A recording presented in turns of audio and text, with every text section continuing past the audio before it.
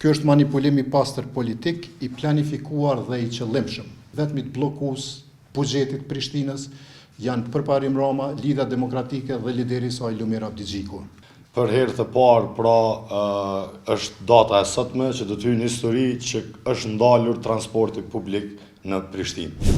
Sot komuna e Prishtinës po përballet me një keqpërdorim të paprecedent të institucioneve të ndërmarrjeve të saj publike. Kryetari Përparim Rama i ka vënë ndërmarrjet komunale në funksion të propagandës së LDK-s, në përpjekje për të ndërtuar një narracion të rrem kundër qeverisë dhe kundër lëvizjes vetëvendosje. Ky është manipulim i pastër politik, i planifikuar dhe i qëllimshëm.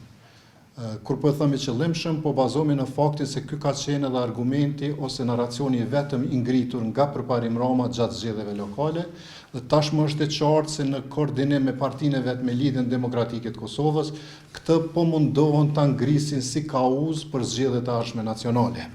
Narracioni i ngritur për bllokadë nuk është fare i vërtet dhe duhet thënë se të vetmit bllokues buxhetit Prishtinës janë Përparim Rama, Lidhja Demokratike dhe lideri i saj Lumir Abdigjiku. Ne kemi qenë qartë që nga fillimi, partitë opozitare, Lidhja Demokratike e Kosovës dhe Partia Demokratike e Kosovës, nuk kanë dashur ta miratojnë buxhetin e Prishtinës, sepse kjo ju shërben për të shërbyer fushatës së tyre në zgjedhjet e ardhshme. Zhvillimi i qytetit është sabotuar dhe kjo me synim elektoral. Institucionet komunale, kryesisht ndërmarrjet e cilat menaxhohen nga këto dy parti, janë vënë në shërbim të lojës së Lidhjes Demokratike të Kosovës.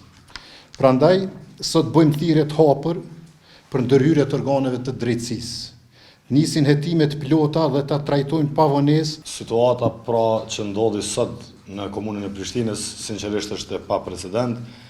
Për herë të parë, është data e sotme që do të hyjë në histori që është ndalur transporti publik në Prishtinë. Ky është një kthim mbrapa dhe përgjegjësi i këtij problemi është një njeri, është Përparim Rama dhe Lidhja Demokratike e Kosovës. Vazhdimisht kanë bllokuar edhe veten e vet, siç e përmendi edhe Giza, edhe me veprimet katastrofale që i kanë ndërmarrë, duke i dëmtuar jashtëzakonisht ndërmarrjet, me punësimin e mbi 100 persona në ndërmarrjen trafiku urban, edhe përkundër rënies të hyra. Ju e dini, vetëm 2 javë para zgjedhjeve, kryetari Rama doli me një listë ku i liroi kategori të shumta nga pagesa e biletës, edhe pse e dinte se ndërmarrja është pothuajse në prag të falimentimit.